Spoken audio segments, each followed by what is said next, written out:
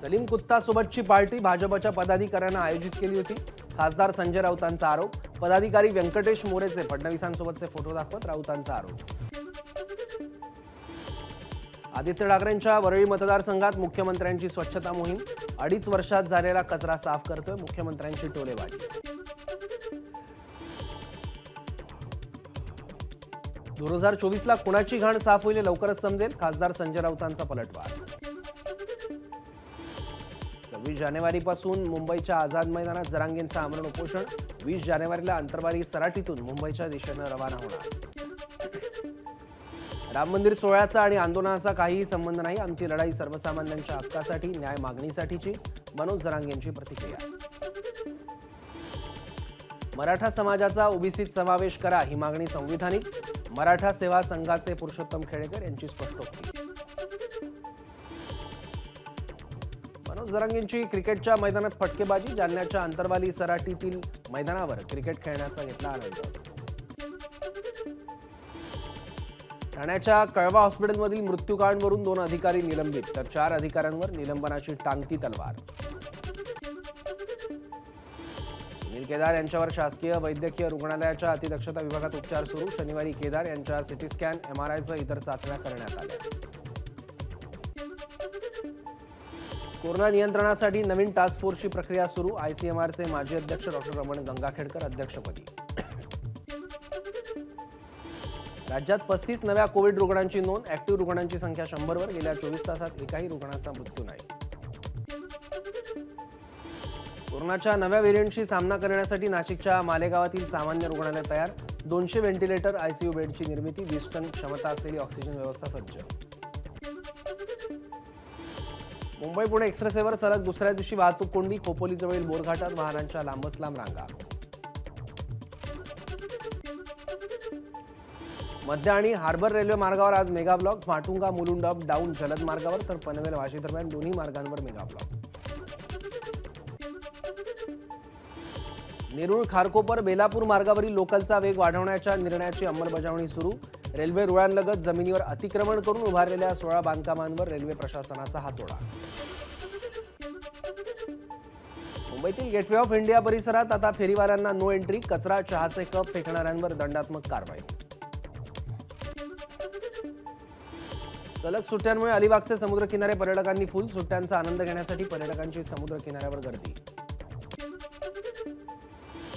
सलग सुट्ट्यांमध्ये कोकणातील समुद्र किनारे गजबजले, तर मालवणमधील राजकोट किल्ल्यावर उभारण्यात आलेल्या छत्रपती शिवाजी महाराजांच्या पुतळ्याच्या दर्शनासाठी गर्दी। शिर्डीत भाविकांची मोठी गर्दी। सलग सुट्ट्यांमुळे भाविक साईचरणी। धाराशिवच्या ज्योती क्रांती मल्टीस्टेट बँकेत सशस्त्र दरोडा। 4 किलो सोन्यासह 1,87,00,000 मुद्देमाल लंपास। सीसीटीव्हीच्या आधारे दरोडेखोरांचा शोध सुरू। लातूरच्या औसा तालुक्यातील शिंदाळमधील सांस्कृतिक कला केंद्रावर पोलीस कर्मचाऱ्यांचा मद्यधुंद अवस्थेत धिंगाणा। वाहनांची तोडफोड। पुण्यात नाताळ 31st पार्ट्यांसाठी जय तयारी, पण अवैध दारू खरेदी विक्री रोखण्यासाठी विविध पथकांची स्थापना। पुण्यात भाचीला मामीकडून विवस्त्र करून मारहाण। पोक्सो कायद्याअंतर्गत महिलेविरोधात गुन्हा दाखल। राज्यात लवकरच न्यायाधीशांच्या 2863 पदांची निर्मिती। सरकारची उच्च न्यायालयात माहिती। बुलढाणा जिल्हा स्त्री रुग्णालयाचे वैद्यकीय अधीक्षक सचिन वासेकर यांना अटक। 48,000 रुपयांची लाच घेताना कारवाई। बीडच्या पाटोदा तालुक्यातील खडकवडी गाव ग्रामस्थांनी काढलं विक्रीला। गावात मूलभूत सोयीसुविधा मिळत नसल्यानं ग्रामस्थ संतप्त। मुंबईच्या माहुल भागातील गॅरेजला भीषण आग। आगीत उभ्या असलेल्या गाड्या आणि इतर सामान जळून खाक। रत्नागिरीमध्ये पहिल्या कोस्टल मॅरेथॉनचं आयोजन। नवीन वर्षाच्या पहिल्या रविवारी स्पर्धा। हजारो धावपटू सहभागी होणार। गहू, हरभऱ्यासह अन्य पिकांवर रोगाचा प्रादुर्भाव। नाशिकच्या नांदगाव शिवारातील पिकं धोक्यात। धुळे जिल्ह्यातील शिरपूर तालुक्यात डोंगऱ्या देवाच्या उत्सवाला सुरुवात। या उत्सवात आदिवासी संस्कृतीचे विविध पैलू पाहायला मिळतात।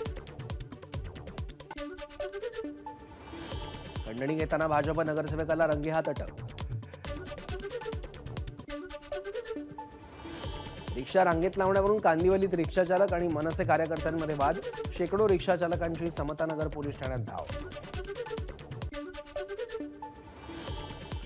नाशिकच्या मालेगावमध्ये 10 घरांना लागली आग. आयशानगर भागातील घटना. आगीत संसारोपयोगी वस्तूंचं मोठं नुकसान. शोध मराठी मनाचा हे जागतिक मराठी संमेलन 13 आणि 14 जानेवारी रोजी विरारमध्ये संपन्न होईल. जागतिक मराठी अकादमीतर्फे आयोजित या संमेलनाचं उद्घाटन जपानचे मराठी आमदार योगेंद्र पुराणिक यांच्या हस्ते होईल.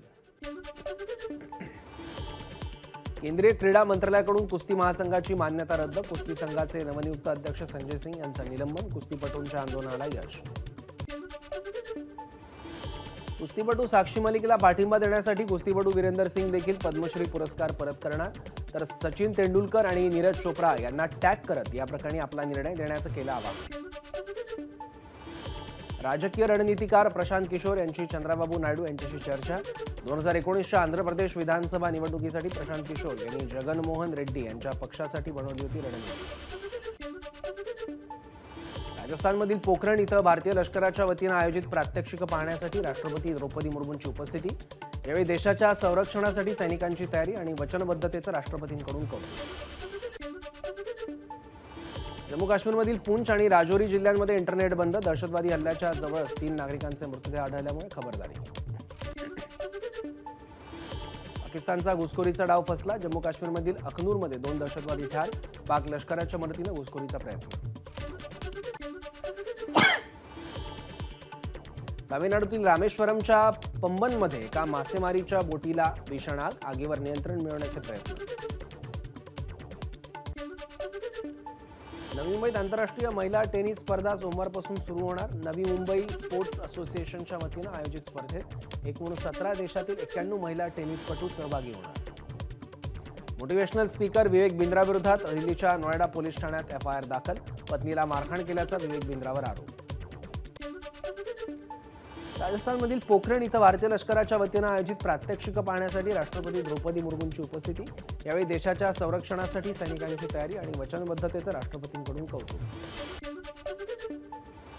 अरबी समुद्रात भारतीय सागरी हद्दीत एका इस्रायली व्यापारी जहाजावर ड्रोन हल्ला. त्यानंतर जहाजावर आगीची घटना.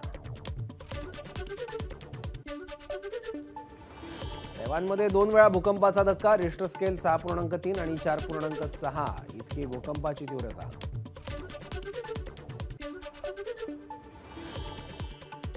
गुगलच्या व्हिडिओ स्ट्रीमिंग प्लॅटफॉर्म यूट्यूबवर पॉडकास्ट क्रिएटर्ससाठी नवं फीचर लॉन्च. या अंतर्गत क्रिएटर्सना आता आपले पॉडकास्ट सहज अपलोड करता येणार.